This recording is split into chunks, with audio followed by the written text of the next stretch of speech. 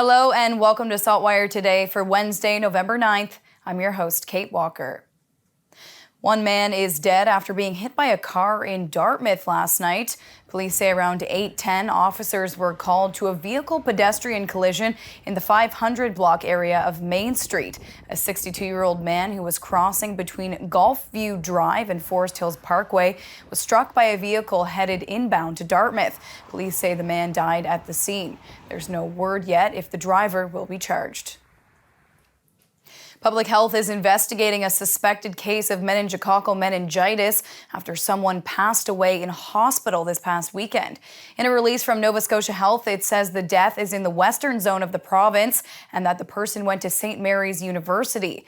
Public Health says they've been in contact with those who may have been directly exposed. The bacteria that can cause meningococcal disease are spread by direct contact, such as kissing or sharing drinks. The regional medical health officer says there is no indication of increased risk to the general public or the SMU community. There is no vaccine that protects against all cases of meningococcal meningitis. Nova Scotia's publicly funded vaccine program does provide some immunizations. However, meningococcal B vaccine is not covered. Symptoms can vary from fever, headache, and sensitivity to light. After 4 seasons of fighting for justice in Nova Scotia courtrooms, Marcy Diggs and her crew of dedicated public defenders will make their final arguments in next week's series finale of Diggstown. As Marcy, actor Vanessa Antoine made TV history as the star of the first drama series centered on a Black Canadian woman character, while the show's creator, writer-producer Floyd Kane ensured the program shot in Halifax and PEI fostered diverse talent on both sides of the camera. SaltWire Network's Stephen Cook caught up with Kane to discuss Diggstown legacy and impact. Over the next 2 Wednesday nights, the story of dedicated lawyer Marcy Diggs will come to a close as CBC's Diggstown wraps up its 4th and final season. The show was a landmark for its portrayal of scenarios not traditionally seen in mainstream legal dramas and for presenting Black, Indigenous, and LGBTQ characters and stories from a uniquely Nova Scotian perspective. Behind the scenes, the show also mentored TV production creatives from diverse communities and provided opportunities that show creator Floyd Kane hopes will blossom on future series and films and seem less unique as time goes by. Diggstown will hopefully be a step for the next show to build on. And yes, Diggstown was able to inspire or, achieve certain goals. But my hope is that the next show goes on to, wipe away all of that legacy. The main through line of Season 4 of Diggstown focuses on the plight of migrant workers employed by the powerful Clawford family. Their fictional agribusiness Golden View Fields stretches across Atlantic Canada, and Kane liked the idea of Marcy and her team taking on a monolithic family business trying to cover up its misdeeds. But he didn't want the Clawfords to be a one-dimensional business family. The idea of the Clawfords came up, and the notion that they would be sort of like a Brad and Angelina Jolie style family, where like all the kids were adopted except for one, and that they were different races and cultures. And so it just became this whole interesting story about this family of outsiders who had clawed their way to the top of their field, and now they were taking on Marcy. Kane won't rule out the possibility of Vanessa Antoine or her castmates returning to the streets of Halifax for further battles against injustice at some point in the future. But for now, the upcoming series finale will provide some closure for fans after 4 years of personal, professional, and family drama and trauma that's made Diggstown such a compelling standout amongst legal TV shows. I wanted to leave Marcy in a place where the world knew that she was still out there doing what she does. I always wanted the end of the show to be Marcy Diggs is still out there fighting the good fight. The last 2 episodes of Diggstown air tonight and next Wednesday on CBC, and the entire series can be streamed on CBC Gem. In Halifax, I'm Stephen Cook for the SaltWire Network. Jeopardy superstar Matea Roach has added another win to her resume. Roach, who is from Halifax but now lives in Toronto, beat fellow Jeopardy super champions Amy Schneider and Matt Amodio last night in a special exhibition game. The trio was given byes into the semifinals of the show's Tournament of Champions, but competed head-to-head in this one special matchup of 3 Jeopardy titans. Chemical element names is the final Jeopardy category of our special exhibition game. Here's the clue. The 3 elements whose names begin with 2 vowels are iodine and these 2, one synthetic and one natural. 30 seconds. Good luck. Matea Roach had the lead after a strong game. What was their response? What are europium and einsteinium? Putting it together. That's correct. You wagered nothing, leaving you with 17,600. Congratulations. You've won our Jeopardy TOC exhibition match. Roach earlier this year earned 5th place in Jeopardy's all-time winning streak list. Biodegradable wreaths and poppies are among some of the features of the Royal Canadian Legion's 2022 National Poppy Campaign. This year, you can scan your poppy on your smartphone, and a short story will pop up online where you can read about a member that served for our country. SaltWire's Ian Fairclough walks us through the demo.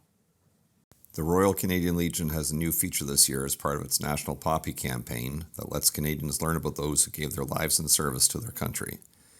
The online site at poppystories.ca lets anyone with a smartphone scan their lapel poppy to be taken to short personal stories of Canadians who have served their country. It's just one of a few new features this year to the Legion's annual campaign. Also, for the first time, biodegradable wreaths and poppies are available. While the Legion still has plastic ones from previous orders, they'll be gone in a few years and only organic ones will be available. It's time now for a glimpse of today's Thinking Out Loud with Sheldon MacLeod. Today, Sheldon is speaking with St. FX political science professor Don Abelman about how the American midterm elections may impact Canada-U.S. relations. What, if anything, does this say to you about, perhaps to start with, the relationship between the United States and Canada with whatever may come of what the final results show? We have to move beyond ideology. Canadian leaders, not surprisingly, like predictability and certainty. We did not have that under Donald Trump. And so I think at this point, there are many Canadian officials who are breathing a sigh of relief because last night could have turned out very, very differently than it did. And so I think at this point, it's a wait and see. But if Biden is able to hold on to at least one house, I think that will lower the temperature in the room. And for Sheldon's full conversation, head to the opinion section of saltwire.com. Time now for the Atlantic Sports Wire, presented by Scott Squires. Coach Ness Timmins and the Cape Breton University Capers women's soccer team recently won a record-tying 12th Atlantic University Sports women's soccer title. Coach, congratulations. Break it down. How does it feel? Oh, it feels great. I've been around a long time, and we try to put a culture in place and try to put ourselves in the picture every year. And of course, you can't win every year, but we seem to be there, and when you get in those late soccer games, a break here or there is what you need to win it. So this year we were lucky. In that final game against Dal, a tight match, 1-0. What were the emotions like when you finally had the trophy and you had won? Well, a bit of relief for sure when you have a 1-0 lead and some of your players are taking it to the corner to delay and try to manage the game. It's always tight. I mean, at that stage, anything can happen. Any slight play or miss or call changes everything. So, of course, the tensions are high on the bench, on the field, and with the coaching staff too. But a lot of us have been here in these situations before. My staff has been around for years, and, we just put our best on the field and see what happens. And on that day, we were fortunate. The Capers' quest for a U Sports national soccer title begins tomorrow versus the York Lions. In Halifax, I'm Scott Squires for the Atlantic Sports Wire. Thank you, Scott. On to weather now to see what's coming up in the forecast. We're going to check in now with our weather specialist, ALLISTER. Thanks, Kate. Well, it was a brighter and calmer day here in HRM, especially compared to yesterday. Now, it was still chilly out, but as we have a southwest flow that will be introduced, temperatures will be climbing above seasonal once again. but a fall storm looming for the upcoming weekend. This evening, we will have increasing cloudiness and the temperature will be near 2 degrees. I do think some inland areas will drop below freezing as we head into the overnight, but temperatures do rise up to 6 degrees by the time you are waking up on Thursday morning with mainly cloudy skies, and then a mix of sun and cloud Thursday afternoon with a high of 15 degrees, so that is well above normal. We'll have a southwest wind, though, of 20 to 40 kilometers per hour throughout the day. Now, if you're heading to your local cenotaph on Friday, the weather is looking calm and it will be mild, so ideal conditions if you are heading out. The changes come this weekend when we will have what will be then post-tropical storm Nicole merging with a frontal trough and moving through Atlantic Canada. So for us here in Halifax, that means the potential for some heavy rain and gusty winds. I'm thinking 10 to 30 millimeters of rain right now, but certainly pockets of 30 to 50 are possible.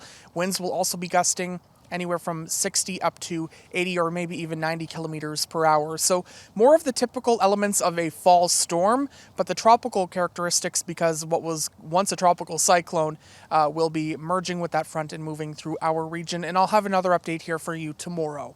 Kate. Thank you, Alistair. That's all for now. For more extended video and full online articles, stay tuned to SaltWire.com. And you can find us on Instagram, Twitter, and YouTube at SaltWire Today. I'm your host, Kate Walker. Thank you for joining us, and we'll see you back here tomorrow.